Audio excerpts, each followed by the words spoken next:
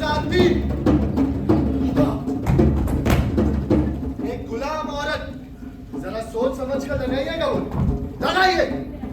6,000 6,000 6,000 एक, 8,000 8,000 8,000 एक, 10,000 10,000 10,000 एक, 10,000 दो, 10,000 तीन।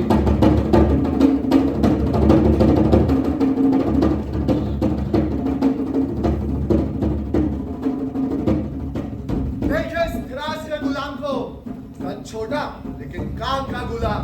लगाइए बोली, और इसकी बोली की शुरुआत होती है सिर्फ 1,000 से। 1,000 एक, 1,000 दो, 1,000 तीन।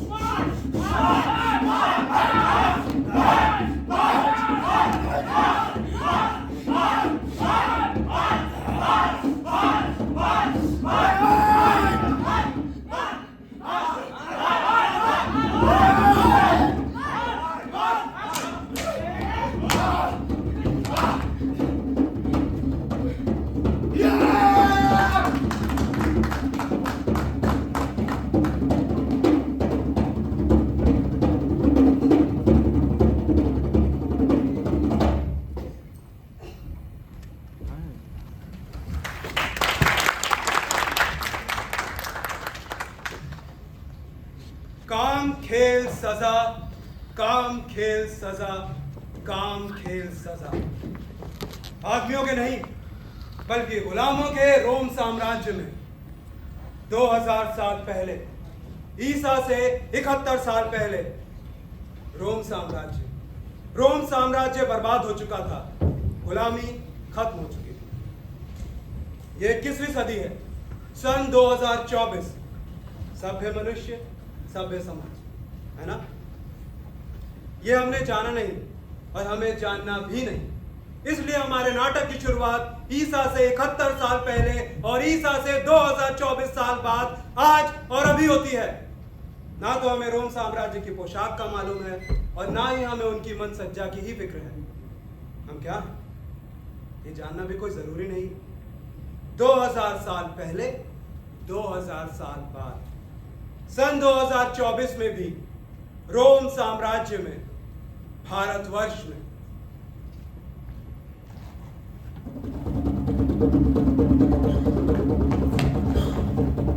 सुनो भाई सुनो, सभी रोम के बाशिंदों सुनो, रोम से कापुआ तक की एपियन सड़क आज से हराम और खास आदमी के लिए खोल दी गई है। सुनो भाई सुनो, सुनो भाई सुनो।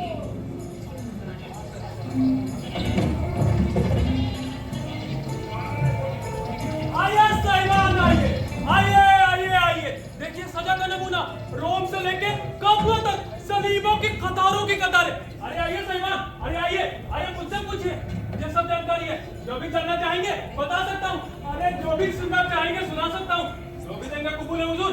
अरे सुनिए तो सही, अरे देखिए तो सही हुजूर, अरे देखने के पैसे नहीं लगते हुजूर। आदाब आदाब हुजूर, हुजूर हुजूर, जरा सोचिए तो, 4 साल बाद हम रोम से बाहर जा रहे हैं। कहाँ जा रहे हैं? कापुआ? हाँ, कापुआ। अरे खूबसूरत शहर कापुआ, लाजवाब शहर कापुआ, शहरों का शहर कापुआ। आज रात कहाँ? जिला सिलारिया। सिलावियोस एंटिनोस का खूबसूरत महल, अरे जबरदस्त महल। कोई रिश्तेदार है क्या? हमारे मामा। मामा? बहुत अच्छा, बहुत अच्छा। मैं फ्लावियस हूँ। आज तो मुझे अपनी सलीब के नीचे देख रहे हैं, पर कभी रोम के 3 नंबर मोहल्ले में सब लोग मेरा नाम सियासत। खैर छोड़िए, अब मैं यही मिलता हूँ, लोगों को ये सब दिखाता हूँ, किस्सा सुनाता हूँ। देखा जाए तो रोम की ताकत और इंसाफ का डंका बजा रहा हूँ। एक तरीके से ये काम भी बहुत बड़ा है ना? अभी हुजूर कम से कम भीख मांगने से तो बेहतर ही है। अरे शुक्रिया हुजूर, शुक्रिया। हुजूर हुजूर, इसको देखिए, ये सलीब देख रहे हैं ना? रोम से निकलते ही पहला एक नमूना, आप इसे नमूनों का नमूना भी कह सकते हैं, क्योंकि इसके बाद नमूने ही नमूने हैं। रोम से लेके कापुआ तक सड़कों के दोनों तरफ। मालूम है कुल मिलाकर ये कितने हैं? 6472। 6472। इतनी लकड़ी? हाँ? हुजूर आप कहते हैं इतनी लकड़ी, लेकिन इन नमूनों की कीमत भी कुछ कम नहीं है हुजूर। सुनो, क्या ये स्पार्टिकस है? ऐसा कैसे हो सकता है? तुम्हें इतना भी नहीं पता? स्पार्टिकस की लाश नहीं मिली। अरे बूटी बूटी हो गया हुजूर, मैदान में स्पार्टिकस के टुकड़े टुकड़े हो गए, लेकिन ये आदमी, इसको जिंदा पकड़ा गया था। इसका नाम था पेट्रस, गॉल का रहने वाला। स्पार्टिकस की तरफ ये भी ग्लैडिएटर था, जबरदस्त लड़ने वाला, स्वॉर्ड की तरह ताकतवर। पूरे 4 दिन लगे थे इसे मरने में, पूरे 4 दिन। मैं तो यहीं पे था। पहले दिन तो जरूरत से ज्यादा गाली बकता रहा, जो कोई भी देखने आता हुजूर ऐसी जबान में बकता रहा जिसे आप जैसे तहजीब आप तो लोग को सुन भी नहीं पाते। मैंने भी कह दिया, अरे देखो भाई, तुम क्यों खामखा मेरा धंधा खराब करते हो? कौन सुनता है ये सब? दूसरे दिन एकदम चुप, एकदम खामोश, जरा सी आवाज तक नहीं, एक लफ्ज भी नहीं। लेकिन आपको पता है इसके आखिरी अल्फाज क्या थे? क्या? एक अजीब सी बात, मैं फिर लौटूंगा, लाखों की तादाद, करोड़ों की तादाद, मैं फिर लौटूंगा। मतलब? मतलब कौन समझ सकता है? इसका मतलब यही है कि इसका कोई मतलब नहीं, लेकिन यही इसके आखिरी अल्फाज थे। उसके बाद एकदम चुप, एकदम खामोश, जरा सी आवाज तक नहीं। जाहिर है यह स्पार्टकस तो है नहीं, लेकिन उसका एक खास साथी है। स्पार्टकस तक टुकड़े टुकड़े हो गया, और उसके साथी या तो टुकड़े टुकड़े हो गए हुजूर, या तो इसी की तरह कहीं सलीब पर लटके हुए हैं। रोम की ताकत और इंसाफ के सामने कुछ नहीं कर सके। हुजूर आप कुछ और जाना चाहेंगे? इतना काफी है, वो जाना है। चलो ना चलो। हुजूर हुजूर कुछ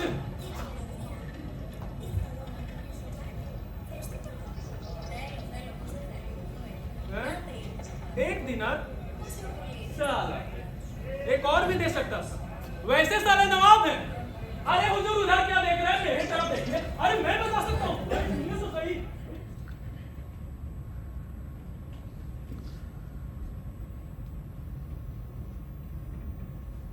मैं फिर लौटूंगा, लाखों की तादाद में करोड़ों की तादाद में।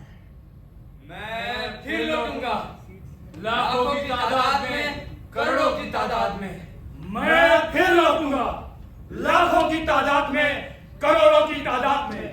हम फिर लौटेंगे, लाखों की तादाद में, करोड़ों की तादाद में। हम फिर लौटेंगे, लाखों की तादाद में, करोड़ों की तादाद में।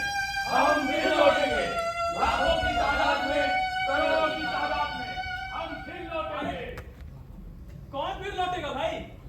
कौन कौन फिर लौटेगा? फेक्ट्रस, गानिकुस, क्रिक्सूस, दायूद, यह है स्पार्टेकस। स्पार्टेकस तो खत्म हो चुका और उसके साथी भी बचे हैं सिर्फ क्रासूस। रोमन तहजीब के मुहाफिज वीर सेनापति क्रासूस, बचे हैं सिर्फ ग्राकूस। रोम प्रजातंत्र के सीनेट के हीरे ग्राकूस, बचे हैं सिर्फ टिकेरो। तेज अक्ल और काबिल सलाह वाले नौजवान दार्शनिक टिकेरो, बचे हैं सिर्फ एंटीन्यूज। मिलासी लारिया के अलावा और भी बहुत सी मिल्कियत के मालिक एंटीन्यूज, बचे हैं सिर्फ कायूस और उनकी बहन हेलेना। आइए, मिलासी लारिया के नवारिस मेहमान ऊंचे खानदान के कायूस और हेलेना। मिलासी लारिया, रोम की एक खूबसूरत रात।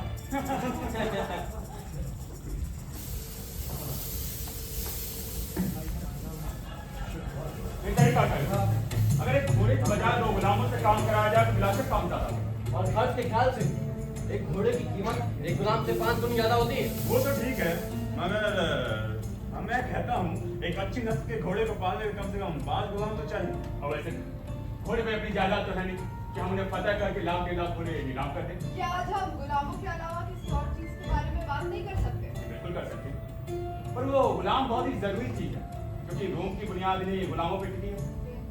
क्या मतलब? क्यों, कुछ गलत कर दिया? मुझे तो ये लगता है कि रोम की बुनियाद गुलामों पर टिकी है। अच्छा, हम लोग आम आदमी नहीं है, रोमन्स हैं, इतना तो मानते हो? बेशक। क्यों, कैसे? क्योंकि सबसे पहले रोम ने ही गुलामों को इस्तेमाल को समझा था। लेकिन गुलाम तो रोम से बहुत पहले से हैं। बिल्कुल बहुत पहले से। लेकिन हर एक देश में कुछ गुलाम यहाँ थे और कुछ गुलाम वहाँ। उस देश में पर रोम में खेती बाड़ी करते हैं गुलाम, हमारे हल चलाते हैं गुलाम, हमारे घरों में काम करते हैं गुलाम, हमारे बर्तन धुलते हैं गुलाम, हमारी खेती बाड़ी करते हैं गुलाम, हमारी पोशाकें तैयार करते हैं गुलाम, हमारे बच्चों को पालते हैं वो गुलाम। गुलाम गुलाम गुलाम। मैं कहता हूँ कि आज से पहले किसी भी देश में ऐसा हुआ? वो तो ठीक है, पर इससे हम पर क्या फर्क? कुछ नहीं, पर हमें इसे समझना चाहिए। हमें समझने की क्या जरूरत? क्योंकि अगर हम नहीं समझे तो वो एक दिन में बर्बाद कर देंगे।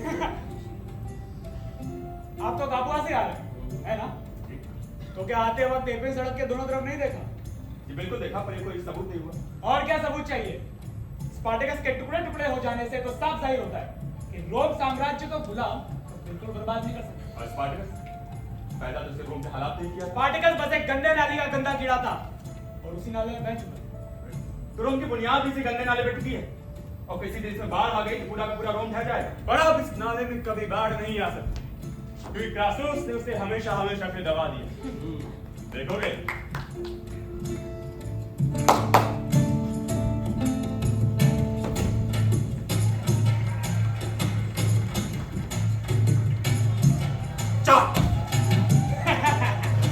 ये है रोम का गुलाम।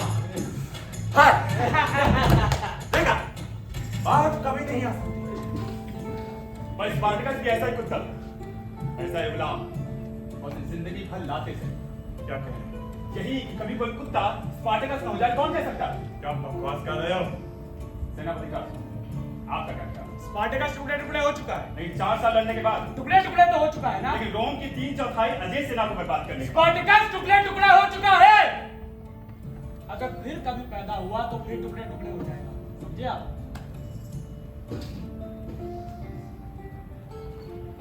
अच्छा, भाई, सेनापति क्रासूस, क्या आप स्पार्टकस को पहचानते हैं? देखा तो नहीं, लेकिन शायद मैं उसे जानता हूँ। कैसे? पता किया जो लोग उससे लड़े थे, जो लोग उससे वाकिफ थे, सबसे ज्यादा बाटियाटुस से, कापुआ के ग्लैडिएटर का अखाड़े का मालिक लेंटेलुस बाटियाटुस। अच्छा माफ कीजिएगा, क्या आप बताना चाहें कि आप उसे जानना क्यों चाहते हैं? क्योंकि दुश्मन को बिना जाने फतेह नहीं किया जा सकता। बस यही बात मैं आपको समझाने की कोशिश कर रहा हूँ कि दुश्मन को बिना जाने से फतेह नहीं किया जा सकता। वाह कह रहे हो, वाह क्या बात। वाह वाह, और मैं फिर भी बोलूंगा कि दुश्मनों के टुकड़े टुकड़े हो चुके हैं, और कम से कम आप जिनको दुश्मन समझे वो दुश्मन नहीं है। ठीक है, मुझे क्या आप हमें बाटियाटुस के बारे में नहीं बताएंगे? वो एक लंबी दास्तान है, इन लोगों को पसंद नहीं आई। तो हम बात करते हैं। वाह,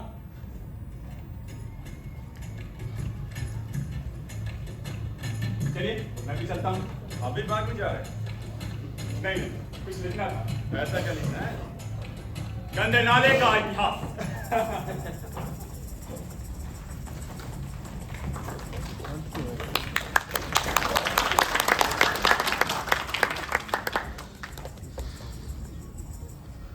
विलासी लालिया, रोम की एक खूबसूरत रात, ग्राकुस बाग में एंटिनियस क्लाउडिया के कमरे में क्रासूस हेलेना को कहानी सुना रहा है, बाटियाटस की कहानी। फिर क्या हुआ? फिर मुझे जिम्मेदारी दी गई, एक बड़ी जिम्मेदारी, एक बड़ी इज्जत, वो इज्जत जो हमें कब्र तक ले जाती है। रोम प्रजातंत्र के उन हुक्मरानों ने, जो कि असल में हमारे दुश्मन थे, उन्होंने मुझे जिम्मेदारी दी। हुक्म हुआ, रोम को बचा। फिर जिम्मेदारी संभालने के कुछ ही दिन बाद मैंने बाटियाटुस को बुलाया। अरे चल चल मेरे बाप, चलेगा क्या? ऐसे नहीं मानेगा तू। रुक रुक रुक, आजा आजा।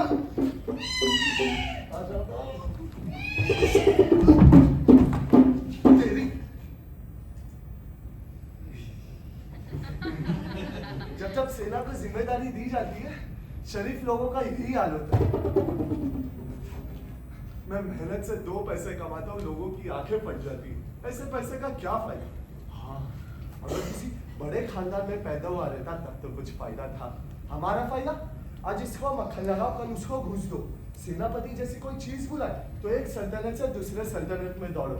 ये है हमारा इंसाफ पसंद रोम और उसका इंसाफ। साहब, इतना ही जरूरी था तो इस घोड़े का बदले पालकी का इंतजाम कर देना। न नहाया न खाया, इस शाम से बारिश हुई। भीगते भीगते सेनापति, साले तू सेनापति है तो उससे मुझे क्या लेना देना? मेहनत से 2 पैसे कमाना ही क्या मेरा जुर्म है? अपना हिस्सा तो देता ही हूँ। दोनों हाथों से इनके आदमी छीन के लेके जाते, फिर भी साला मुझे ही खींचा जाता। इस बेतु के घोड़े पर कहाँ काबू और कहाँ? छोड़ भाई बाटियाटुस, पैदल ही चले।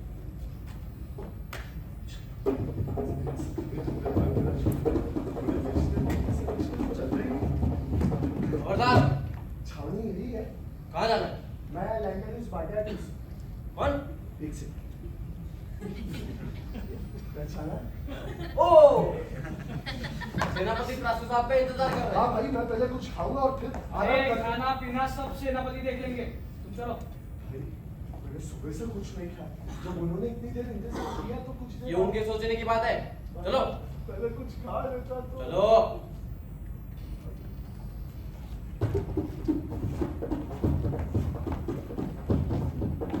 तुम यही इंतजार करो, सेनापति आते ही होंगे। चलो।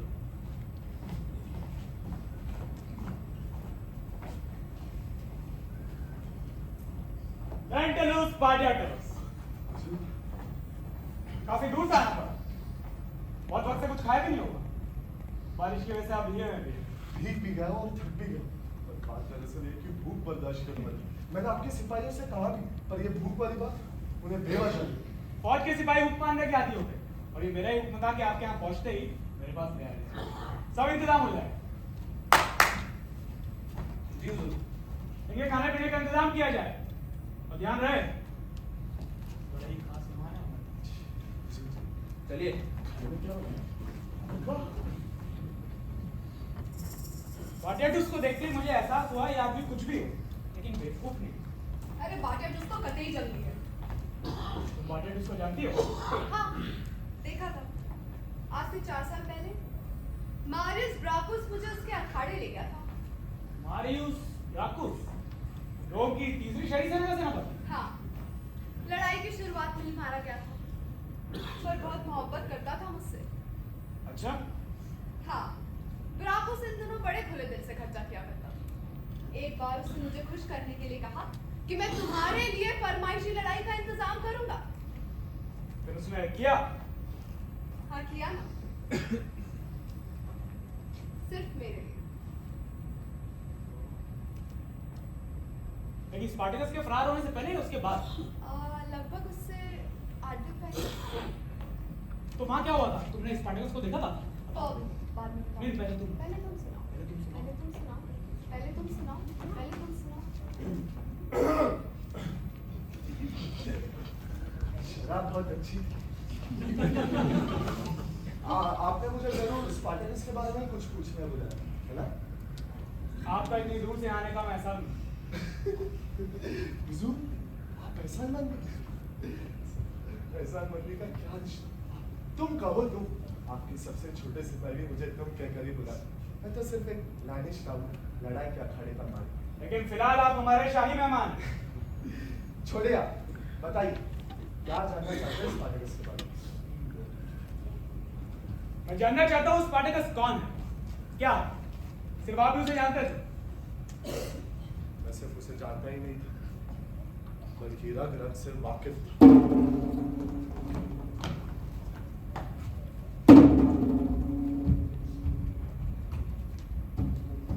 जो लोग उससे लड़ने गए थे वो भी उसे नहीं जानते। वो तो बस बरार गुलाबों से लड़ने गए थे। उन्हें लगा ढोल बजाकर, नगाड़े बजाकर या इक्यात वाले इधर उधर फेंककर वो गुलाबों को शांत कराएंगे, बस। इसी उम्मीद में वो गुलाबों को बर्बाद कर देंगे, हमारी फौज बर्बाद होती है। आज ये हमारी आखिरी कोशिश है। अगर हम इसमें भी कामयाब नहीं हो पाए तो रोम हमेशा हमेशा के लिए बर्बाद हो जाएगा। और आप समझ रहे हैं इसे? हुजूर, रोम नहीं रहेगा, स्पार्टकस है, गुलाम स्पार्टकस है। आपने मुझे इतना खिलाया पिलाया, देखभाल की, इससे अच्छा तो ये होता कि आप मुझे फांसी के तख्ते पे लटका दें। कभी कभी एक बुरा ख्वाब देखता हूँ, जैसे आंखों को पट्टी बांधे जंग के मैदान में। और स्पार्टकस कौन है मैं नहीं जानता। मैं इतना तो जानता हूँ कि गॉड के लोग क्यों लड़ते हैं, यूनान के लोग, स्पेन के लोग, मिस्र के लोग क्यों लड़ते हैं। वो भी ज्यादातर उन्हीं वजहों के लिए लड़ते हैं जिन वजहों के लिए हम। लेकिन ये खरीदा हुआ गुलाम, ये किस लिए लड़ता है? मैं नहीं जानता। मैं नहीं जानता कैसे ये दुनिया का सारा कूड़ा इकट्ठा करके दुनिया के सबसे ताकतवर फौज को एक के बाद एक खत्म करता चले आपको पता है, रोम के एक सिपाही को तैयार होने में 5 साल लगते हैं। 5 साल और 10 घंटे रोज। उसके बाद उसको खाने में गिरने को बोलो ना, वो गिर जाएगा, जो बोलो वो कर जाएगा। अब आप बताइए, ऐसी फौज को गुलामों की दंगल नुमा जंगली के बाद बर्बाद कर दिया।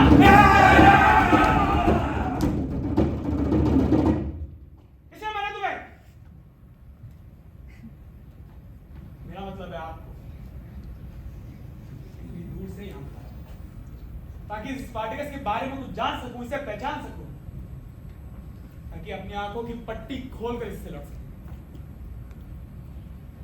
यह आदमी स्पार्टकस क्या करता था? ये कहां से मिला था आपको? जहां से ज्यादातर गुलाम निकलते। और वो कहां से निकलते हैं? ग्लैडिएटर क्या भला है? क्या कोई भी गुलाम नहीं, कम से कम मेरे अखाड़े में तो नहीं। आप कुत्तों की लड़ाई के लिए क्या किसी लड़की के पालतू कुत्ते को खरीदना चाहिए? नहीं। अगर इंसानों को लड़वाना है तो ऐसे लोग खरीदने पड़ेंगे जो तेज, दिलेर, जाबाज, ना वो गुलाम जो घर काम करते हैं और ना ही वो गुलाम जो खेती संभालते। क्यों? क्योंकि उन्हें पालतू बनाया जाता है, उन्हें सिखाया जाता है। जो पालतू बन जाते हैं वो कभी लड़ नहीं सकते, और जो पालतू नहीं बन पाते उन्हें हमेशा के लिए खत्म कर दिया जाता है, क्योंकि वो काम के नहीं होते। वो अपना काम तो खराब करते ही है, बल्कि दूसरों का जो काम करते हैं उनका भी काम खराब कर देते हैं। तो वो लोग लड़ते भी क्यों? बस यही सवाल, और जिसके पास इसका जवाब नहीं वो कभी ग्लैडिएटरों का अखाड़ा नहीं चला सकते। वे लड़ते इसलिए क्योंकि उनकी जंजीरें खुली होती हैं, हाथों में हथियार होता है, हाथों में हथियार ले ख्वाब देखते हैं कि वो आजाद, खुली जंजीरें, हाथों में हथियार और आंखों में आजादी का ख्वाब। तब वो बेपरवाह होते, जो भी सामना है उनसे भिड़ जाएंगे बिना अपनी जान की परवाह किए। या तो मार देंगे या मर जाएंगे। यही वो खेल है, वो खास खेल जिसे देखने के लिए आप जैसे लोग इतना पैसा खर्च करते हैं। लेकिन याद रखें, वो गुलाम जिसे पालतू ना बनाया जा सके, जिसकी जंजीरें खुली, हाथों में हथियार और आंखों में आजादी का ख्वाब है, तो वो एक शैतान है। उसे संभालने के लिए आपको भी शैतान बनना होगा। ऐसे लोग आके मिलते कहाँ हैं? दुनिया में सिर्फ एक चीज, सिर्फ एक ही जगह, खदान खान। खान? हाँ खान। खान एक ऐसी जगह जिससे आपका जंगल, आपकी फौज भी, यहाँ तक कि फांसी का तख्ता भी लाख गुना बेहतर है। वही सोने की मिस्र की खान से हमें स्पार्टकस मिला। स्पार्टकस एक कोरू था। कोरू किसे कहते हैं आप जानते हैं? नहीं। ये मिस्र का लफ्ज है। कोरू मतलब 3 पीढ़ी का गुलाम। गुलाम, गुलाम का लड़का और उसका लड़का गुलाम। और उसी लफ्ज में कोरू का मतलब होता है एक गंदा घिनौना जीव, जिसे और दूसरे जीव भी नापाक समझते हैं। नापाक, मैं लालिश रहा, लड़ाई का अखाड़ा चला, आप भी मुझे नापाक समझते हो। लेकिन क्यों, किस लिए? हम सभी कसाई, हम सभी खून और गोश्त का कारोबार करते हैं। क्यों? ऐसा कुछ नहीं है, आप हमारे शाही मेहमान हैं। मैं आपको नापाक नहीं समझता। मुझे इस वक्त किसकी जरूरत है आप जानते हैं? औरत। आप आपकी छावनी में औरतें रखते हैं ना? जरूर रखते हैं, ये रखते हैं। पहले आप स्पार्टकस और मिस्री खान के बारे में बताइए, औरत की बात उसके बाद। स्पार्टकस मिस्र की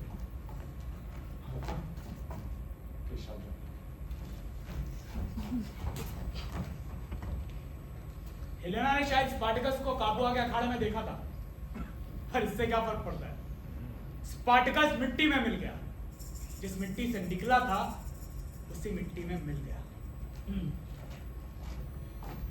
हाँ, स्पार्टकस मिट्टी से निकला था, मिट्टी के नीचे से। मजहबी किताबों में नरक का बयान किया गया है। उसे लिखने से पहले भी नरक था, इसी दुनिया में था, आज भी है शायद, क्योंकि नरक का बयान वही कर सकता है जिसने कि खुद नरक को गढ़ा हो।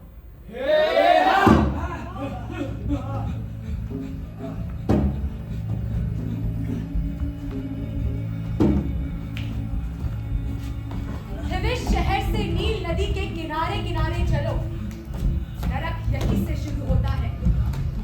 हरियाली देखने को नहीं मिलती, न मिट्टी न पत्थर, सिर्फ रेत। उसके बाद नदी छोड़कर दक्षिण में रुबिया के रेगिस्तान में मुड़ जाओ। यहाँ एक कांटे का पेड़ तक नहीं, सिर्फ रेत। पैरों के नीचे, बदन पर, आंख में, नाक में, मुंह में सिर्फ रेत। हवा भी नहीं है, रेत के कसाब से गर्मी है, तपिश के गर्म गर्म थपेड़े जो बदन को गर्म कर जला देते हैं, झुलसा देते हैं। गले में पड़ी लोहे की गर्म बेड़ियां गर्मी से जलाकर खपोले डाल देती है। फिर भी तुम बढ़ते हो, चलते हो, बढ़ते हो नरक के रास्ते पर। ये सफर भी खत्म होता है, पर खत्म होता है नरक में। न घास, न दरख्त, न चिड़िया, न हवा, सिर्फ एक काला लंबा पहाड़ और उसकी गोलाई। नजदीक जाओ तो एक काले पत्थर पर एक बारीक लकीर। सोना इसी लकीर में है, सोना यहीं से खोदकर निकाला है। ये सोना रोम जाना है। कौन खोदेगा? कौन? हम सब। कौन है हम? कौन है हम? एथेंस में खरीदे त्रास के गुलाम। लोगों का कहना है कि त्रास के लोग मिट्टी के नीचे ज्यादा अरसे तक रह सकते हैं, तकरीबन 2 साल। आज उसी नरक में अपने 2 साल गुजारने हम लोग आ पहुंचे हैं। सबके सब काम करो। तुम्हारा सरदार कहाँ है? मैं पूछ रहा हूँ, तुम्हारा सरदार कहाँ है? लगता ही ऐसे नहीं। कहाँ है तुम्हारा सरदार? मुझे नहीं मालूम। सरदार मुझे नहीं मालूम। कहाँ है सरदार? मुझे नहीं मालूम। सरदार तुम्हारा? बताओ। सरदार कहाँ है तुम्हारा?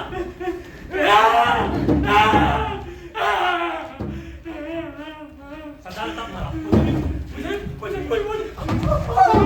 अभी मैं ये चाबुक इस्तेमाल नहीं कर रहा हूँ।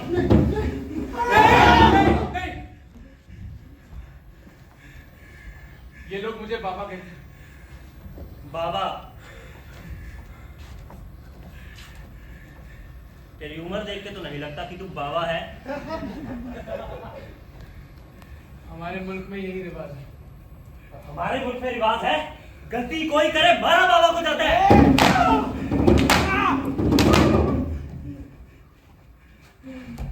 समझ गया बाबा?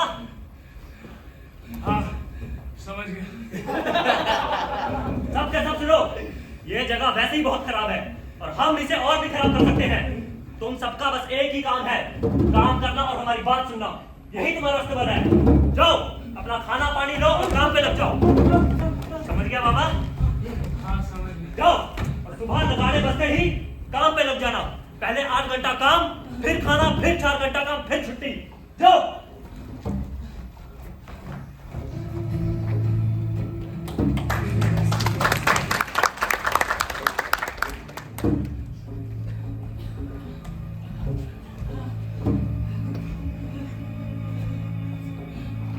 खाना पानी, खाना, गेहूं और जौ का घोल और थोड़ी सी सूखी हुई टिड्डियां।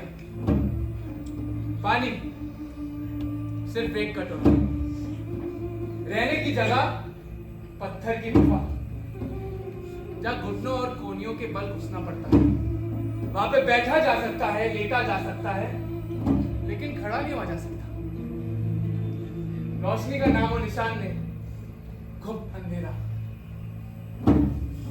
ये गुफा कभी साफ नहीं होती। हम लोग कभी नहा नहीं सकते।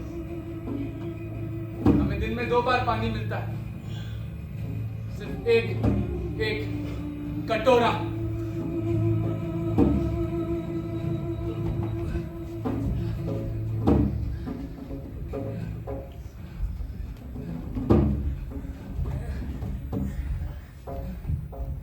इस रेगिस्तान के लिए, इस गर्मी के लिए, इस 10 सेर की हथौड़ी को 12 घंटे चलाने के लिए ये पानी पूरा नहीं। जब हमारी पेशाब की नली धीरे धीरे खराब होने लगती है, जब दर्द बर्दाश्त से बाहर होने लगता है, तो ये लोग हमें मरने के लिए रेगिस्तान में छोड़ देते हैं।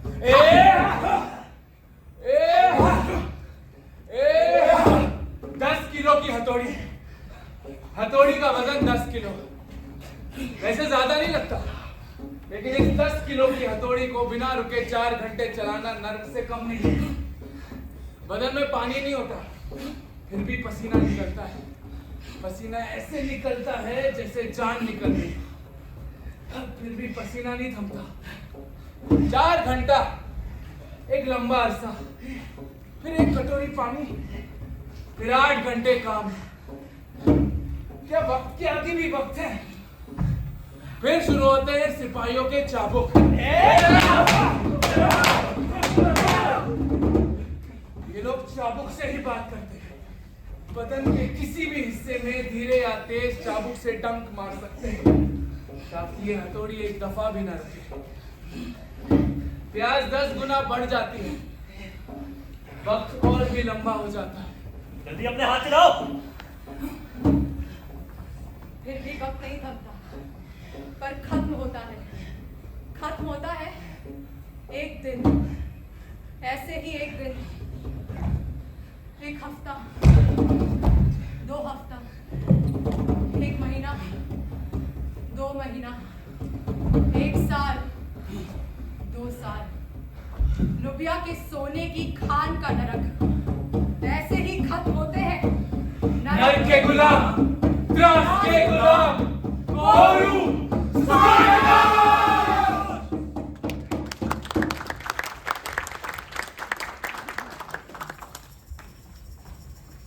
ऐसी जगह से स्पार्टकस भागा कैसे? अरे वो वहां से भागा नहीं था, वहां से कोई नहीं भाग सकता। मैं हिंद से वहां से खरीद कर लाया था। कैसे? इस खान को चालू रखने के लिए गुलामों का इस्तेमाल किया था। बचा कर रखने से वैसे भी कोई खास फायदा नहीं। वहां से जिंदा निकलना नामुमकिन, ये बात गुलाम भी जानते, इसलिए उनसे आखिरी बदले का डर है। हाँ में बस इसी का खतरा, आखिरी बदले का। ये बहुत ही खौफनाक उन्हीं बीमारी है, इसलिए जब भी इसकी हवा मिले उस वक्त एक ही रास्ता, इस कुत्ते को मारकर सलीब पर टांग दी, जिससे ये बीमारी और ना फैले। लेकिन सलीब पर टांगने में भी खर्चा है उसे, इसलिए मेरा सिपाहियों से तय है कि उन्हें इकट्ठा कर कर सही कीमत पर दे दे। उनका मुनाफा भी हो जाता है और कोई नुकसान नहीं हो। लेकिन ऐसे ही लोग सबसे बेहतरीन ग्लैडिएटर निकलते। तो स्पार्टकस को भी आपने ऐसे ही खरीदा था? हाँ, रात से 2 गुलामों को एक साथ खरीदा, स्पार्टकस और गालिकुस। और इसी स्पार्टकस में लड़ाई का सीन। मेरे फौज जब लड़ने जाती है तो छुरा, तलवार, भाला, ढाल कि एक नंगा बदन एक हाथ में छुरा देकर छोड़ी ठसाठस भरे रेत में कुल सुखकर बदबू देने लगता। नंगा बदन धूप में चमचमाता है। औरतें तो आंखें नहीं हटा, रेशमी रुमाल उड़ाती रही। सभी लोग इसमें खुशी लेते। मेरा अपना घर जहाँ फरमाइशी खेल होता, खिलाड़ियों को अच्छे से अच्छा मार दिया जाता, गोश्त, पनीर, यहाँ तक कि औरत भी। ग्लैडिएटर खेती करने वाला गुलाम नहीं होता, उसकी खासियत बनाए रखने के लिए उसको औरत देनी पड़ती। जब भी वो अच्छा रहेगा, अच्छा खाएगा, तभी वो अच्छा लड़ेगा। मैं बाजारू मांग नहीं देती। वो औरत जिसे स्पार्टकस की बीवी कहते थे, क्या नाम था उसका? वारिनिया। हाँ, आप वारिनिया के बारे में बताइए। जब उसे खरीदा था वो सिर्फ 19 साल की थी, सिर्फ 19 साल। सारी को उसी वक्त खत्म कर देना चाहिए। ऐसा ना करके मैंने स्पार्टकस को मजाक में स्पार्टकस को औरतों की जरूरत नहीं थी और वारिनिया को आदमी, इसीलिए ये मजाक थी। और 500 दिनार में खरीदा था साली को, सिर्फ 500 दिनार में। मैं तो तभी समझ गया कुछ तो गड़बड़ है, और ना इतनी सस्ती 500 दिनार में।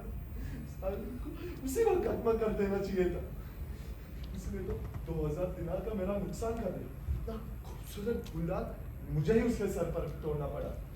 मैंने उसी रात उसको क्यों नहीं मारा? साला जब हिसाब किया तो 500 बाहर खर्चा, 2000 की तोड़ तो साला मारू क्यों? सचा उस पार्ट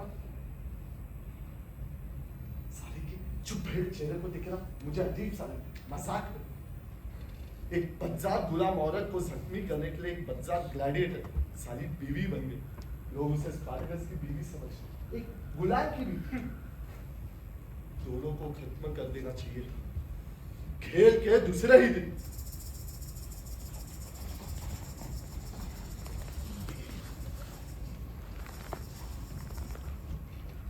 Lentulus Spartacus.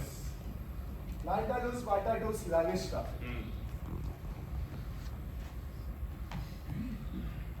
आप लोग रोम से आ रहे हो? हाँ, मैं मारियस फ्राकस हूँ। आदाब। हम चाहते हैं कि आप हमारे लिए खेल का इंतजाम करें। 2 जोड़े ग्लैडिएटर। सिर्फ आप दोनों के लिए? हो जाएगा। पूरा खेल चाहिए? पूरा खेल, मौत तक? पूरे खेल का और क्या मतलब होता है? हो जाएगा, 25,000 दिनार लगेंगे।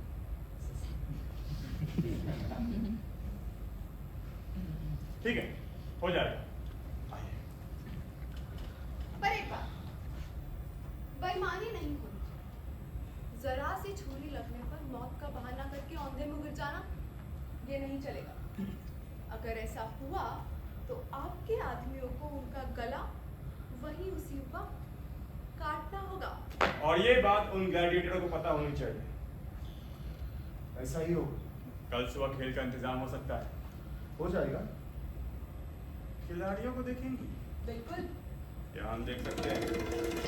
आइए दिखाइए, आइए आप।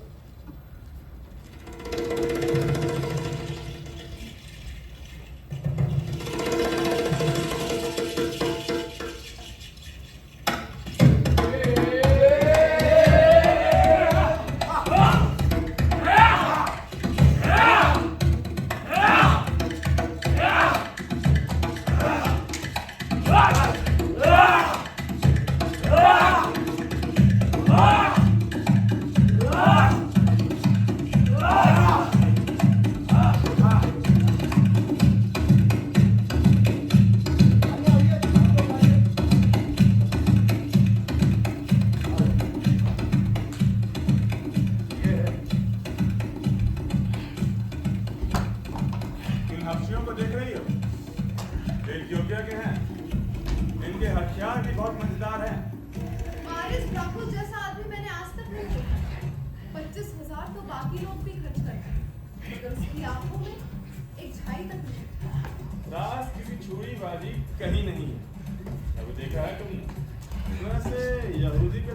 बनाते हैं? फरमाइशी लड़ाई सिर्फ मेरे लिए 25,000 दिनार। चलो बता दो।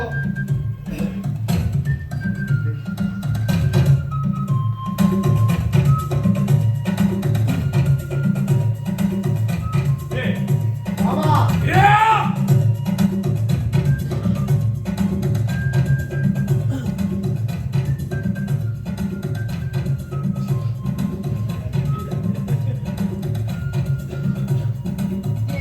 Lexus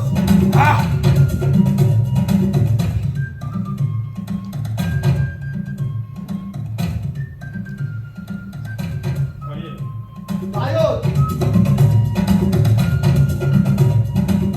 और ये चुप भेड़ किस चेहरे वाला, ये लग नहीं सकता है। अरे चेहरे से कुछ पता नहीं लगता।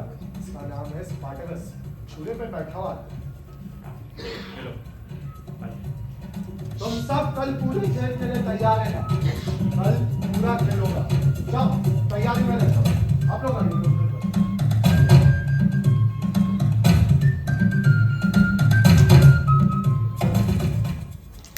स्पार्टकस, क्या बात है ड्रामा? खुदा जिन्हें चाहता है उन्हें बचपन में उठा लेता है। नहीं, तुम खुदा पर यकीन नहीं करते? नहीं, फिर किस पर यकीन करते हो? यकीन करता हूं तुम पर, अपने आप पर। हाँ? हम लोग लेनिस्टा के कसाई खाने के गोश्त के टुकड़े हैं। मैं इस भुट्टे खाने में बहुत जी लिया। मैं अपने घर से बहुत दूर हूं, अपने बचपन से बहुत दूर हूं। स्पार्टकस, मैं तुमसे नहीं लड़ूंगा।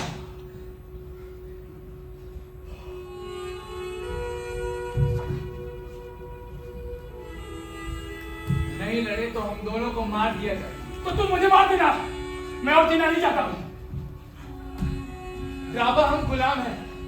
जिंदगी के अलावा हमारे पास और है ही क्या? फिर भी तुम मेरे दोस्त हो। ग्लैडिएटर के साथ दोस्ती मत कर। 1000 बार सुन चुका हूं, 1000 बार कह भी चुका हूं। 32 छुरेबाज मेरे हाथों से मौत पा चुके हैं, फिर भी तुम मेरे दोस्त हो। ग्लैडिएटर के साथ दोस्ती मत कर। आदमी आखिर पैदा किस लिए होता है? जीने के लिए। बस इतनी सी बात के लिए? हाँ, बस इतनी सी बात के लिए। मैं तुम्हारा जवाब नहीं समझा। क्यों ड्रामा? एक छोटा बच्चा तक इसे जानता है। माँ के पेट से निकलते इसे जान जाता है। इससे साफ जवाब और हो ही क्या सकता है? आदमी पैदा होता है जीने के लिए, जिंदा रहता है जब तक मौत ना आ जाए। लेकिन हम जीते हैं दोस्तों का खून करके। फिर भी जीना पड़ता है। आइए आइए आप लोग आइए।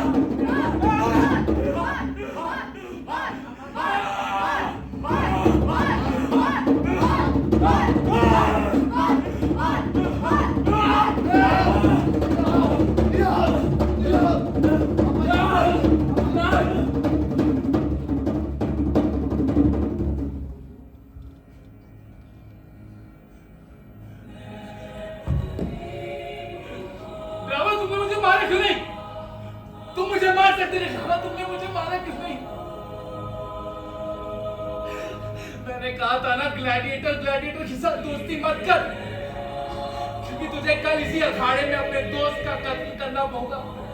तुमने मुझे मारा क्यों नहीं?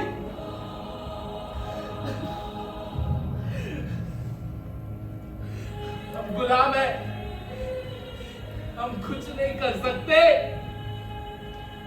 हम कुछ नहीं कर सकते, हम कुछ नहीं कर सकते।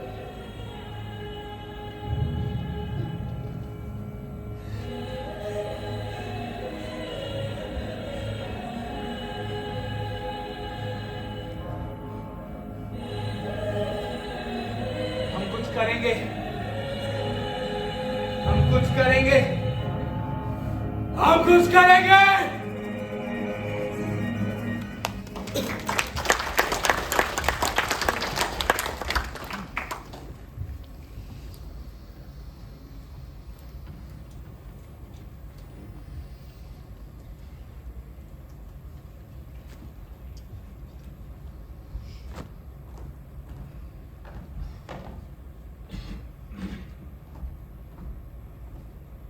स्पार्टकस, कल क्या तुम ड्राबा से लड़े थे? नहीं, लेकिन ड्राबा किसी को मार नहीं पाया। अगर मरना ही है तो यूं ही क्यों मरे? तुम क्या उससे बेहतर मौत मरोगे? ये भी अखाड़े के कुत्तों की मौत मरेगा, और स्पार्टाकस तुम भी। क्रिप्सुस, तुम कैसी मौत मरोगे? तुम्हारी सी स्पार्टकस। ड्राबा ने मुझे दोस्त कहा था। ये उसकी बदकिस्मती थी, और तुम्हारी भी।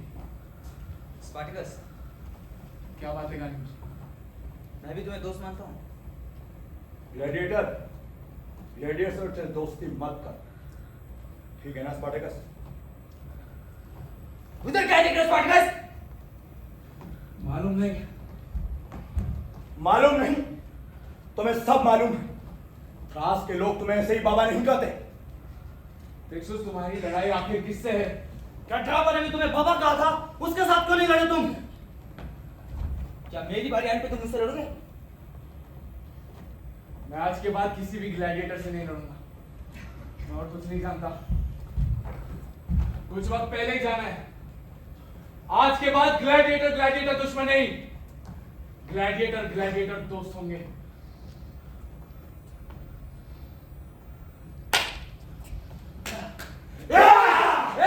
चुप! काबू में खड़े हो, काम करो जाके। हाँ मालूम है।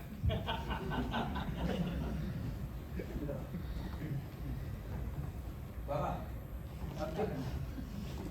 मुझे नहीं पता। बोलो बाबा। कुछ तो बोलो बाबा। मैं खुलकर बोलना चाहता हूँ। हम सभी को खड़े होकर खुलकर बोलना होगा। बोलो बोलो बोलो स्पार्टकस, बोलो। सिपाही हमें रोकने आएंगे। ये नहीं हो सकता। चुप! काम में लगा। अरे तब से बोलो, बोलो, बोलो स्पार्टकस, बोलो बोलो बोलो बोलो स्पार्टकस, बोलो बोलो बोलो स्पार्टकस,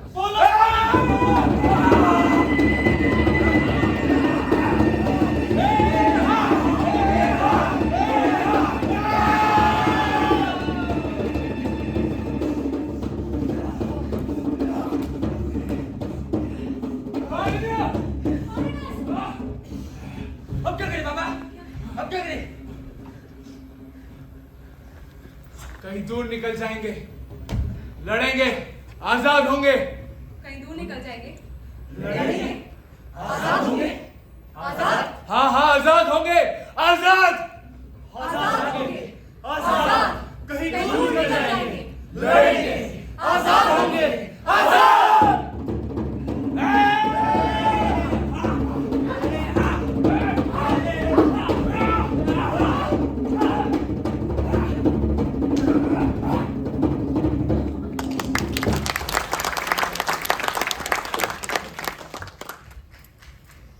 विद्रोह की चिंगारी यहीं से फूटी थी। काफुआ के हथियारबंद सिपाही 200 ग्लैडिएटर्स, ज्यादातर बिना हथियार के, 40 गुलाम औरतें भी। रोम की फौज का निजाम ही उसकी सबसे बड़ी ताकत और उसकी सबसे बड़ी कमजोरी है। गुलाम स्पार्टकस ने यह बात फौरन ही समझ लिया और उसे समझना पड़ा।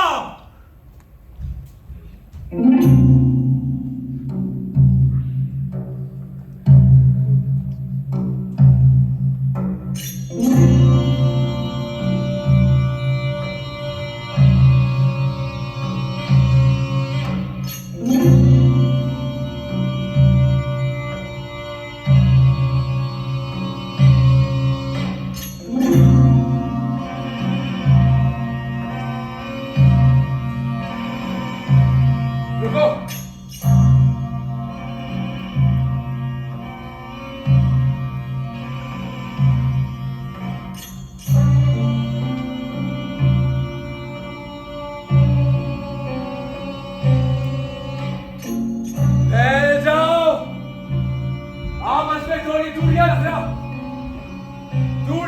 घेर लो। पत्थर फेंको, पत्थर।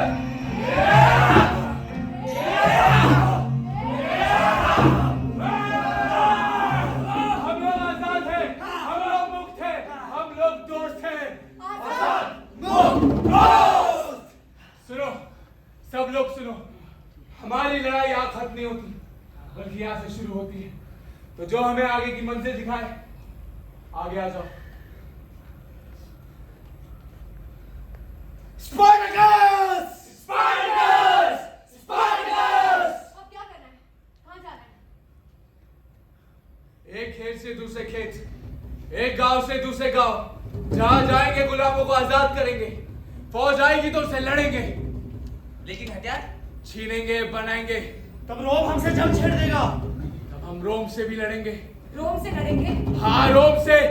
अगर रोम को बर्बाद नहीं किया तो हमारे पास खड़े होने तक की जगह नहीं बचेगी। क्या हम रोम को बर्बाद कर सकते हैं? करना ही पड़ेगा। चलो। किस तरफ? वेसुवियस पहाड़ की तरफ। स्पार्टकस!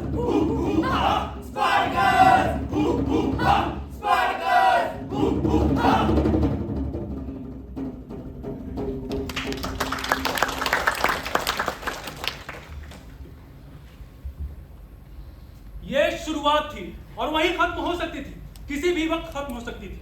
विसुवियस पहाड़ की ढलान तो एक वक्त ही पड़ाव है। खबर रोम तक जाती है, सीनेटर ग्राकुस की अगवानी में सीनेट बैठेगा।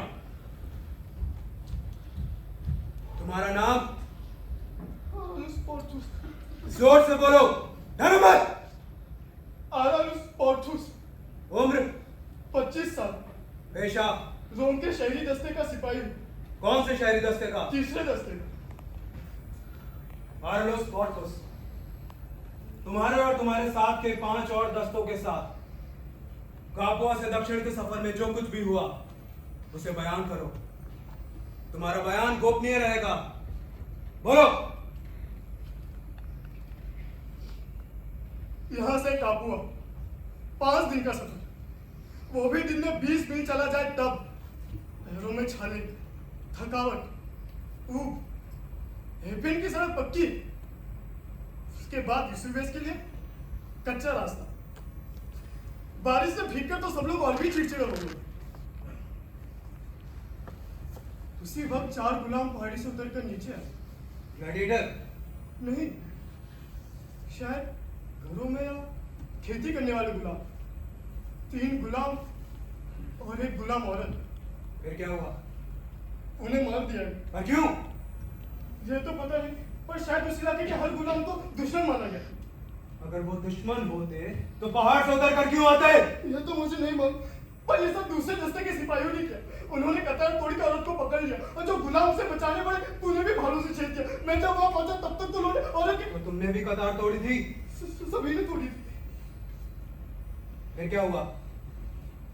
उसके बाद उन लोगों ने लड़की को जमीन पर पटक कर एक के बाद एक, एक के बाद एक, एक के बाद एक, एक के बाद बस! तुम्हारे सरदारों ने कोई ऐतराज नहीं किया? नहीं। तो तुम्हारे कहने का मतलब है ये सब कुछ उन्होंने अपनी आंखों के सामने होने दिया? हाँ, अपने सामने। उस औरत को कैसे मारा? वो तो जो कुछ वो कर रहे थे उसी में मर गई। फिर क्या हुआ? उसके बाद पड़ाव डालने की तैयारी नहीं हुई। राशन में रोटियां काफी थी तो खाना भी नहीं पकाया गया। सर्दी ज्यादा नहीं थी तो मैदान में ही हमने। तुम लोग ने किलेबंदी नहीं की? नहीं, थोड़े बहुत तंबू गाड़े गए थे। खाई? कोई आड़? नहीं, कुछ भी नहीं। रोम की फौज बचाव का इंतजाम किए बगैर कहीं रात नहीं गुजारती। क्या ये बात तुम लोग नहीं जानते थे? सभी लोग बहुत थके हुए थे। फिर क्या हुआ? फिर रात हो गई, थोड़ी थोड़ी चांदनी वहां थी, मैं सो गई। तुम्हारी नींद कैसे टूटी? बोलो। मेरी नींद एक चीख से टूटी। उठा तो देखा कि बहुत लोग चिल्ला रहे थे। उठते ही मेरा हाथ किसी गीली गरम मुलायम चीज पर पड़ा। देखा तो पता चला कि वो काली उसकी गर्दन थी, बिना सिर के।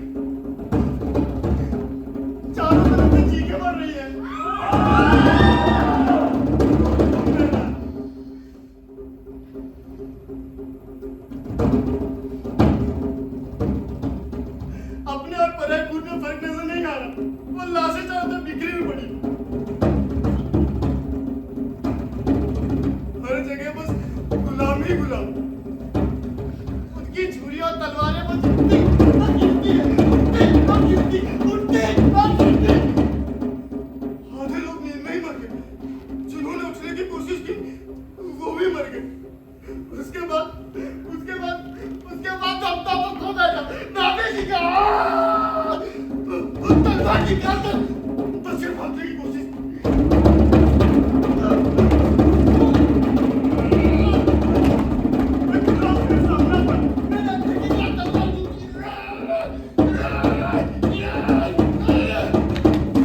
वो गिर गया, शायद मर भी गया, मुझे नहीं मालूम। मैं बाहर की तरफ निकल के भागा।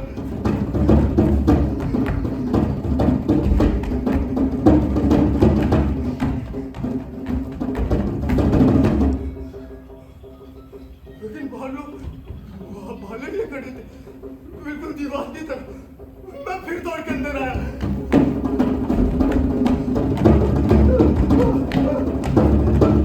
मैंने एक एक करके लाशों को उठाया और तेजी से पेट के बल जाके गिर गए। कीचड़, खून, लाशों के बीच।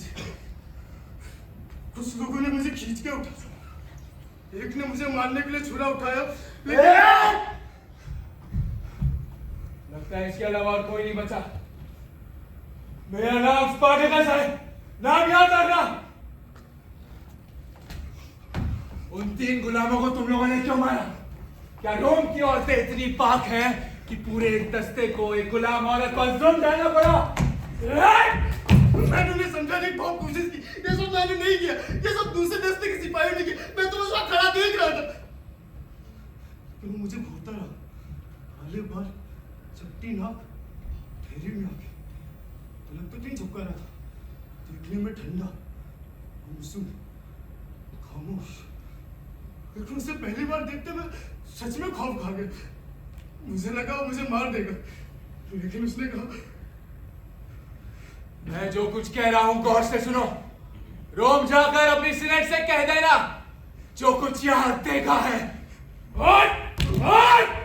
उनसे कहना उन्होंने 6 दस्ते भेजे थे, हमने उन्हें खत्म कर दिया। हम गुलाम हैं और गुलाम चाबुकाना को आप बर्दाश्त नहीं करेंगे। दुनिया की शुरुआत में सभी लोग बराबर थे। आज रोम की दौलत की वजह से 2 तरह के लोग हैं, मालिक और गुलाम। हम लोग तुमसे लाख गुना ज्यादा हैं और लाख गुना बेहतर। इंसानों में जो कुछ भी खूबियां हो सकती हैं, वो सभी हम में है। हम औरत जात की इज्जत करते हैं, हम औरत जात को दवाएं बनाते। हम अपने बच्चों की जुदाई पर रोते हैं और तुम गुलाम औरतों के पेट से गुलाम पैदा करके उन मासूमों को बाजार में बेच देते हो। तुम इंसानों को कुत्तों की तरह लड़वा कर उसमें खुशी ढूंढते हो। तुम्हारी जलालत रही दुनिया में गंदगी फैलाई है। तुम्ही ने इंसान को जानवर बनाया है। मौत के खेल तुम्हें शुरू किया है, लेकिन अब नहीं, अब और नहीं। सीनेट से कहना और भी फौज भेजे, हम उन्हें भी खत्म कर देंगे। सारे गुलामों से हम कहेंगे जंजीरें तोड़ो, हमारे साथ आओ, हम लोग रोम चलेंगे। हाँ रोम, हम रोम भी बर्बाद करेंगे। हम तुम्हारा सीनेट भी बर्बाद कर देंगे। तुम्हारी फैलाई गंदगी हम साफ करेंगे। हम एक खूबसूरत शहर बनाएंगे, एक खूबसूरत गांव, जहाँ कोई पाबंदी नहीं होगी, जहाँ कोई झगड़ा नहीं होगा, जहाँ कोई गुलाम नहीं होगा, जहाँ कोई मालिक नहीं होगा, सब बराबर होंगे, जहाँ सिर्फ खुशी होगी, चैन होगा, अमन होगा। जाओ। सीनेट ने ही तुम्हारी फौज को यहां भेजा था, उसमें से सिर्फ तुम ही बचे हो। जाओ, अपनी सीनेट से कह देना गुलाम स्पार्टकस ने कहा है, गुलाम स्पार्टकस ने कहा है, स्पार्टकस ने कहा है,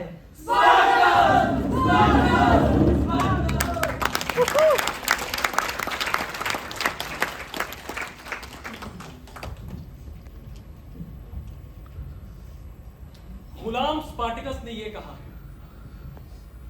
स्पार्टिकस और उसके साथ के गुलामों ने महज 4 साल में रोम की 5 सेनाओं को बर्बाद कर दिया।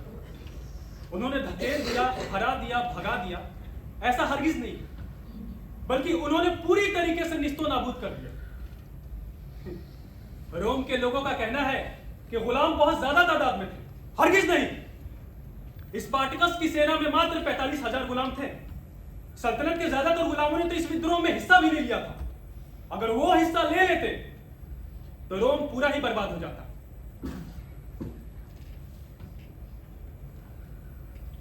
लेकिन ऐसा नहीं हुआ। सेनापति क्रासुस ने बड़ी ही बेरहमी के साथ इस विद्रोह को कुचल डाला और गुलामों को सलीबों पर टंगवा दिया। लेकिन इन सलीबों में कहीं भी स्पार्टिकस नहीं था। लोगों का कहना है कि स्पार्टिकस के टुकड़े टुकड़े कर देने के बाद उसे मिट्टी में मिला दिया गया और ऐसे ही मिट्टी में मिल गई गुलामों की आजादी। स्पार्टिकस की फौज खत्म हो जाने के बाद 22,000 गुलाम औरतें बची थी। उनमें से कुछ भालों से छिप गई। 12,000 गुलाम औरतें रोम के सिपाहियों के लूट कमाल बन गई और जो बाकी बची उन्हें रोम के बाजार में उतार दिया गया। रोम के बाजार में ऐसी हजारों गुलाम औरतें बिक रही हैं। उन्हीं में से एक है वारिनिया, स्पार्टिकस की बीवी। उसे पाने के लिए, उसे हासिल करने के लिए, उसे खरीदने के लिए रोम के शाही लोगों में एक अजीब सी होड़ मची हुई है। लावियस, वारिनिया से मिले? उसे खरीदा? नहीं खरीद पाया। नहीं, क्यों? नहीं खरीद पाया। क्यों नहीं खरीद पाए? नहीं खरीद पाया हुजूर। और के बच्चे मुझसे धोखाधड़ी करने की कोशिश की तो तुझे मैं जिंदा नहीं छोड़ूंगा। क्या हुआ उसे? मर गई? नहीं हुजूर, मरी तो नहीं हुजूर, लेकिन क्या बताऊं हुजूर, उसका मालिक उसे बेचता ही नहीं। कितने पैसे मांगता है? हुजूर पैसे की तो बात ही नहीं करता, उसे बेचता ही नहीं। कौन है उसका मालिक? सेनापति क्रासुस। क्रासुस? हाँ। ये पक्की बात है? बिल्कुल पक्की हुजूर। ये खबर तो मैं पैसे खर्च करके उसके महल से लाया हूँ। पर क्रासुस उसे क्यों रखना चाहता है? क्या तुम्हें कुछ मालूम है? हुजूर इश्क फरमाएंगे। क्या? हाँ हुजूर, हमारे प्यारे सेनापति को इश्क हो गया है। अगर ये सारी बातें कहीं और तक पहुंचाई तो दुनिया की कोई भी ताकत तुझे मुझसे नहीं बचा पाएगी।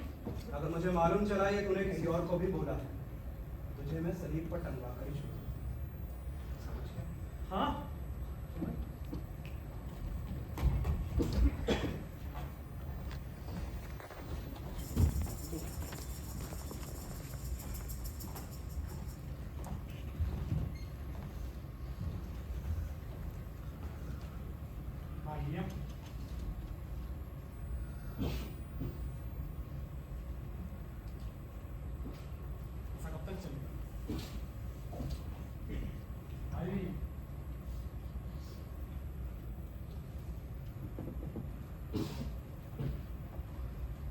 देखो एक गुलाम और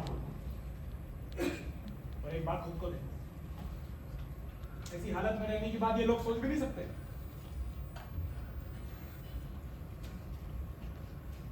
तुम्हें पता है मैं अगर चाहूं तो तुम्हें खान के दलालों को बेच सकता हूं और तुम्हारे बच्चे को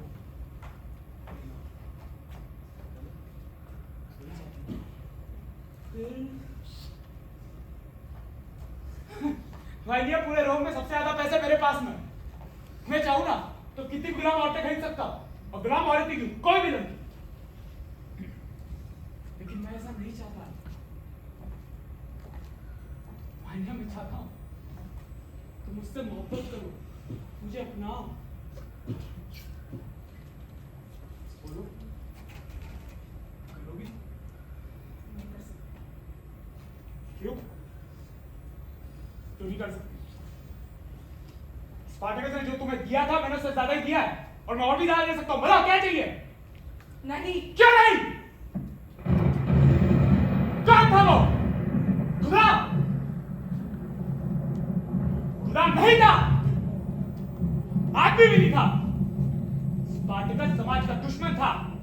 स्पार्टकस खूनी था, उसके सारे साथी खूनी थे। रोम की सबसे नायाब और खूबसूरत चीजें बर्बाद करना चाहता था बस। रोम ने सारी दुनिया को तहजीब दी, अमन दिया, शांति दी।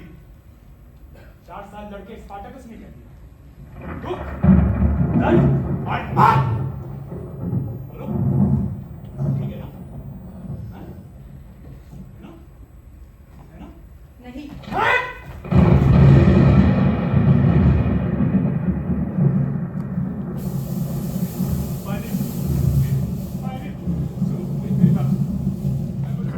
मर चुका है, स्पार्टकस अब नहीं लौट सकता। मेरी बात सुनो, उसे भूल जाओ, मुझे अपना लो। अपने बाप के बारे में सोचो, अपने बच्चे के बारे में सोचो। नहीं। क्यों नहीं? क्यों नहीं? ठीक। तुम मुझे बताओ, तुम मुझे समझाओ। मैं समझ जाऊंगा। तुम मुझे बताओ, तुम समझाओ। और शायद मैं समझ गया तो मैं स्पार्टकस जैसा बन सकता हूँ। हाँ, मैं स्पार्टकस बन जाऊंगा। अब तुम मुझे बताओ, मुझे बताओ, मुझे बताओ। क्या भाई?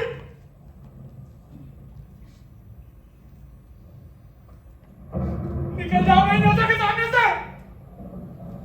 दफा हो जाओ। नहीं छोड़ूंगा मैं उसे नहीं छोड़ूंगा। खत्म कर दूंगा मैं उसे, मैं खत्म कर दूंगा।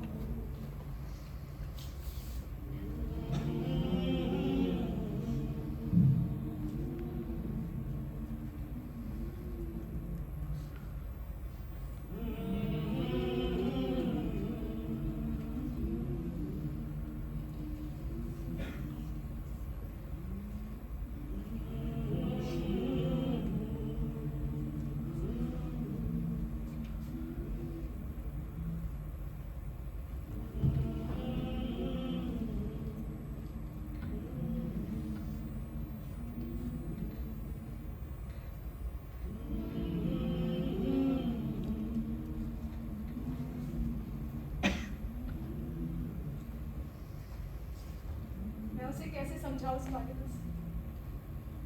मैं उसकी कोई बात नहीं समझ पाती। तुम्हारी हर बात मैं समझती थी। तुम मेरे हमसफर थे, मेरे हमदर्द थे, मेरे दोस्त थे। हम दोनों एक थे। हमने एक साथ काम किया, एक साथ लड़े। तुम्हारे जख्मों का मुझे खुद ब खुद पता लग जाता था। तुम्हारा मुझे छूने से ही मेरे सारे जख्म भर जाते थे। इक्सुस की मौत पर तुम मेरी गोद में सिर रख कर रोए थे। मेरा पहला बच्चा जब मुर्दा पैदा हुआ, मैं भी तुम्हारी छाती पर सिर रखकर वैसे ही रोई थी। तुम्हारे पास आकर मुझे कोई डर नहीं रहता। लगता मौत मुझे छू भी नहीं सकती। तुम्हारे बारे में उसे क्या बताओ स्पार्टकस? लोग कहते हैं तुम बहुत ही खास थे, दुनिया से अलग। मगर नहीं, तुम बहुत ही आम, हम जैसे ही। तुम सीधे थे, साफ थे, नेक थे। तुम्हें चाहत थी, सबको चाहते थे, हम सबको। हम लोग अकेले नहीं थे, हम सब सबके थे, सब सबके। ये मैं भी सीखी हूँ, हम सब ने सीखा है, एक साथ रहकर, एक साथ लड़के, एक साथ काम करके। पर स्पार्टकस तुम तो शुरू से ही ऐसे थे। इसलिए तुम्हारी हर बात हम सुनते थे, तुमसे सीखते थे। हम लोग बुरे थे पर अच्छा होने की कोशिश करते थे। हम लोग खूनी नहीं थे, हम बस वो थे जिसे इस दुनिया ने पहले कभी नहीं देखा। बस वो जो एक आदमी हो सकता था। आज हम नहीं हैं, फिर भी है। स्पार्टकस तुम भी हो, मैं भी हूं, तुम्हारे साथ ही हूं, उन लोगों के साथ भी हूं।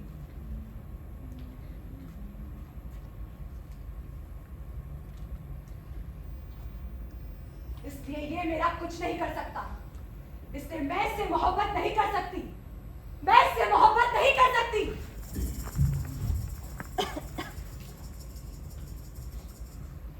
अरे फिर क्यों बुलाया? और क्या बता सकता हूं मैं? क्रासूस नहीं बेचेगा। जानता हूं, और मैंने उसे 10 लाख दिनार देने की भी कोशिश की। 10 लाख? हाँ, पर वो नहीं माना। तो मैंने उसे 20 लाख के लिए भी बोला, तब भी नहीं माना। 20 लाख? 20 लाख दिनार? लेकिन क्यों? एक गुलाम औरत के लिए 20 लाख? लेकिन क्यों? तुम्हें बताना पड़ेगा। अगर मुझे तुमसे कुछ बताना है तुमको, तो तुम्हें बताना पड़ेगा। मैं उससे मोहब्बत करता हूँ। क्या? हाँ, मोहब्बत।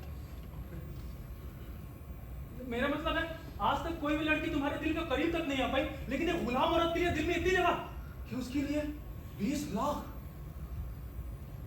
हाँ, क्योंकि वो स्पार्टकस की बीवी है। हाँ, लेकिन उससे क्या फर्क पड़ता है? वो स्पार्टकस की बीवी है।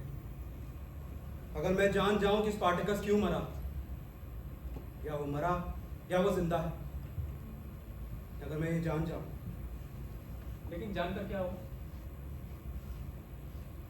अगर मैं जान जाऊं कि स्पार्टकस जिंदा है, तो शायद रोम, मेरी माँ, या शायद नहीं भी हो सकती थी, पता नहीं।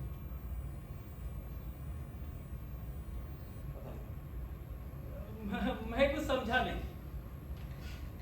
तो तुमसे किसने कहा समझ में? मुझे वारिनिया चाहिए। मेरे पास ज़्यादा वक्त नहीं है। मरने से पहले मैं वारिनिया से कम एक बार, मुझे वो औरत चाहिए। मैं कितना पैसा दूंगा ये तुम्हें मालूम है। यानी कि वो 20 लाख दिनार मुझे? हाँ। हाँ, हाँ, अगर मैं उस औरत को ले आऊं तो इतना पैसा लेकर मिस्र भाग सकता हूं। हाँ, वहां एक महल और 4 गुलाम औरतें खरीद कर नवाबों की तरह जिंदगी बिता सकता हूं। हैं? लेकिन तुम सीनेटर ग्राकुस, तुम तो भाग भी नहीं सकते, तो तुम उस औरत को लेकर आखिर क्या करोगे? मैंने अभी इस बात पर गौर नहीं किया। गौर नहीं किया? तुम्हें पता है क्रासूस कितना ताकतवर है, कितना पैसा है उसके पास? वो तुम्हें बर्बाद भी कर सकता है। जानता हूँ।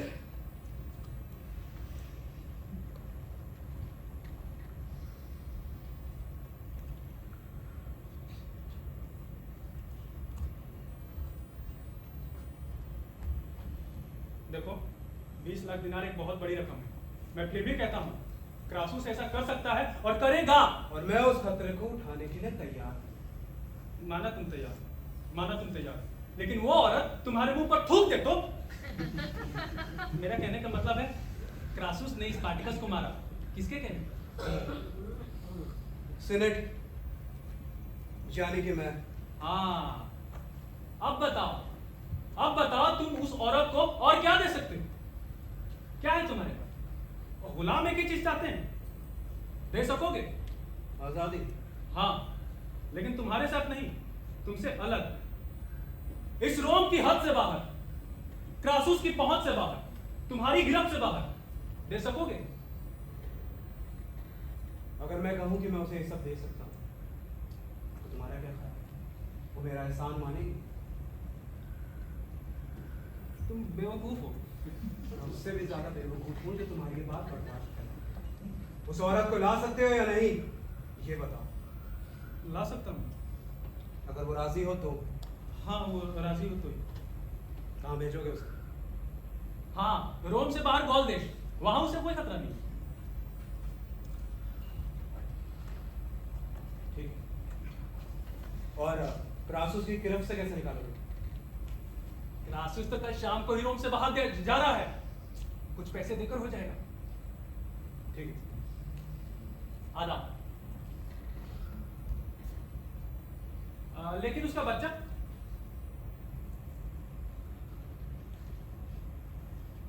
उसे साथ ही लेकर आए। ठीक है, खुदा ही जानता है तुम ये सब क्यों कर रहे हो, लेकिन जो कुछ भी इंतजाम है अच्छा है।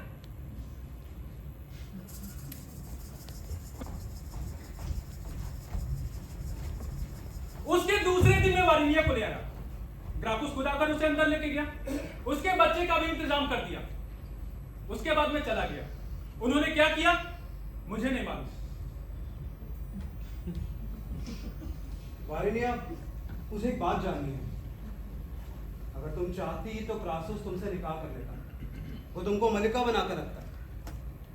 क्या तुम ऐसा नहीं चाहती? नहीं। तो फिर क्या चाहती हो? आजादी।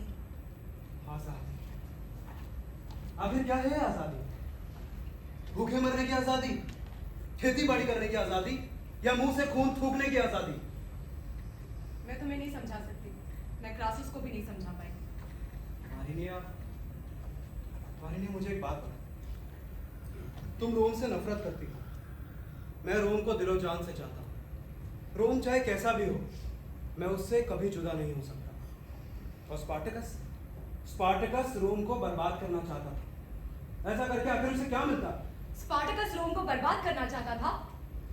स्पार्टकस एक ऐसी दुनिया बनाना चाहता था जहां सब बराबर होते, जहां ना मालिक होते ना गुलाम, न झगड़े न तकलीफें न किसी चीज की कमी। तो क्या स्पार्टकस यही चाहता था?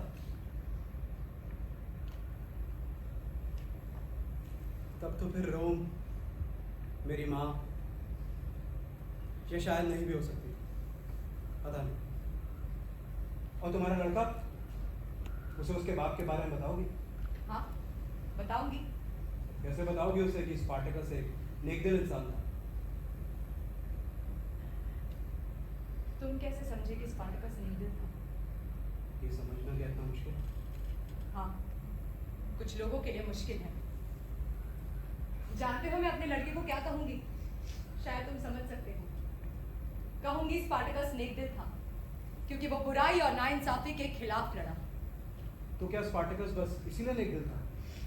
मुझ में ज्यादा अक्ल तो नहीं, पर मैं इतना जरूर समझती हूँ कि इन खूबियों के साथ कोई भी इंसान नेकदिल हो सकता है। और वो अच्छे और बुरे में कैसे फर्क जानता था? जो उसके लोगों के लिए अच्छा था वो उसके लिए अच्छा था, जो उसके लोगों के लिए बुरा था, जिससे वो तकलीफ पाते थे, वो उसके लिए बुरा था। समझ गया। वारिनिया, लाविया सुबह सुबह यहाँ आ जाएगा। अब तुम आजाद।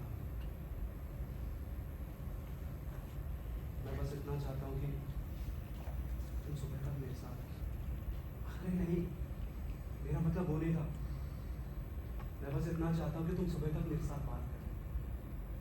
मैं तुमसे बहुत कुछ कहना चाहता हूँ, बहुत कुछ सुनना चाहता हूँ, बहुत कुछ पूछना चाहता हूँ।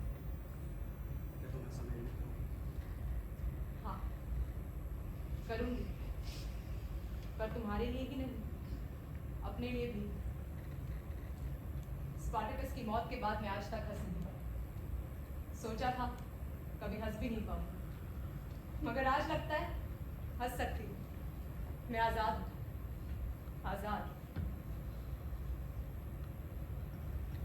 स्पार्टकस कहा करता था, जिंदगी से कीमती कुछ भी नहीं। तब सोचा था मैं उसे समझ चुकी, मगर आज जितना समझा है शायद उस वक्त उतना नहीं समझा। देखो स्पार्टकस, मैं आजाद हूं, मैं हंस सकती हूं। तुम कहा करते थे ना जिंदगी से कीमती कुछ भी नहीं, मैं समझ चुकी हूं। स्पार्टकस!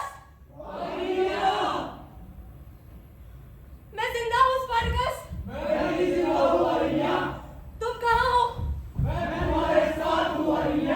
देखो, मैं आजाद हूं, मैं आजाद हूं Spartacus.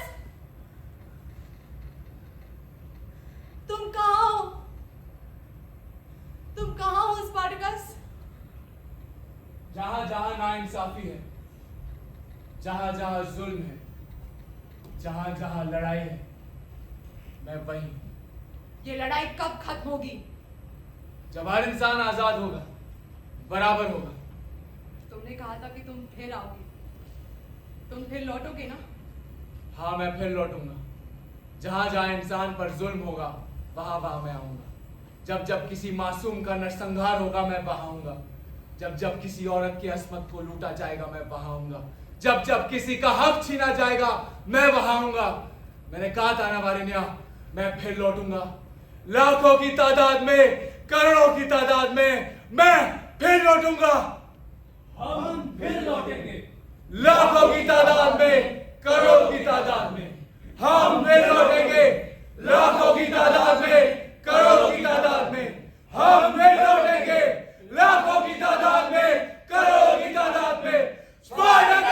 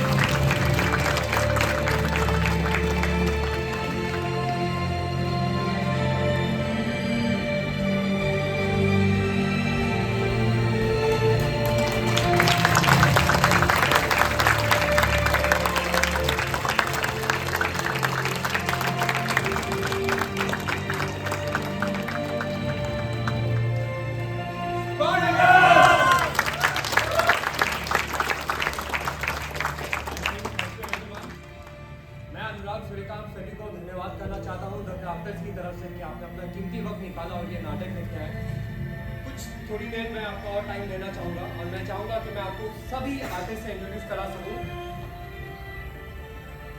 Mukesh as soldier and Caius, Vaibhav as soldier, Praveen as Picaro, Rachit as ग्रापूस, Manav as Batiatus,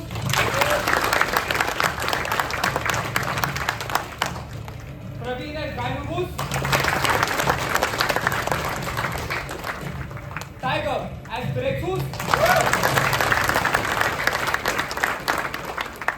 Abhishek as Soldier Porthos, Vikas as Soldier, Satyam as Antonius and Babu, Ganesh as Krasus,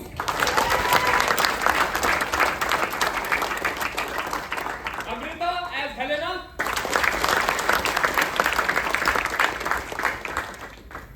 Ravi as Polymus, हमारे सूत्रधार और फ्लावियोस मोहित,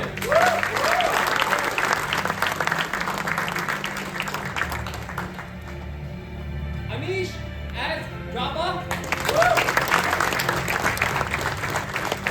दोस्तों इस नाटक का prop designing भी अनीश ने किया है।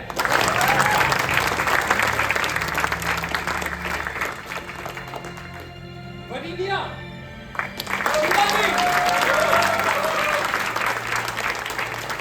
दोस्तों इस नाटक का खूबसूरत कॉस्ट्यूम डिजाइनिंग भी शिवानी ने किया है।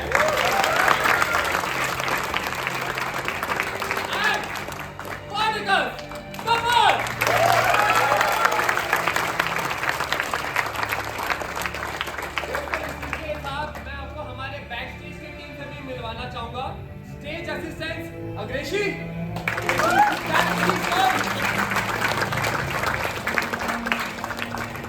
म्यूजिक पे थे Harsh if you can please, light पे सुमित,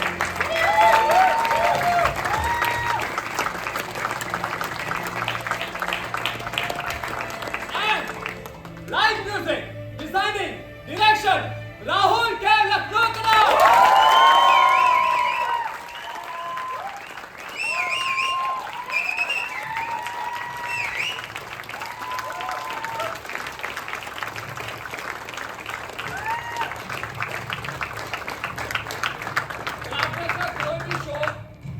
व्यक्ति के बिना अधूरा है। सुगान सर,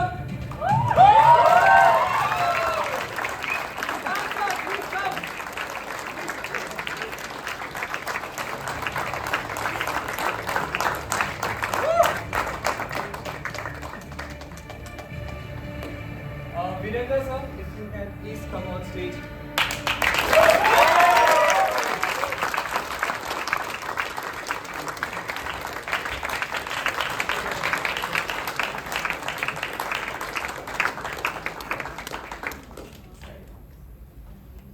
बहुत अच्छा लगा मुझे।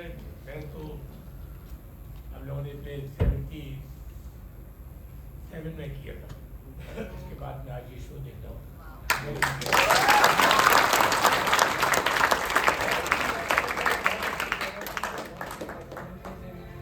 मुझे एक बात जरूर देनी पड़ेगी, आपको मैं लाइन थी कि 10 किलो की, वो 10 किलो नहीं, वो 10 सेब की वो करना चाहिए आपको। वो एक बहुत छोटी सी चीज़ है। हाँ, बस सिर्फ एक इतनी सी बात थी, वो सिर्फ इसलिए क्योंकि वो थोड़ा सा मैच नहीं कर रही थी उस पूरे। बाकी बहुत अच्छा था। Very good.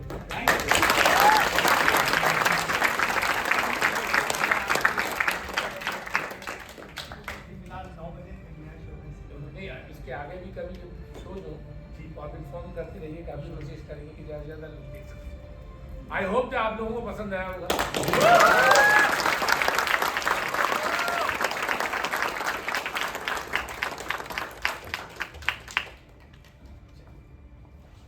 दोस्तों, एक छोटी सी अनाउंसमेंट।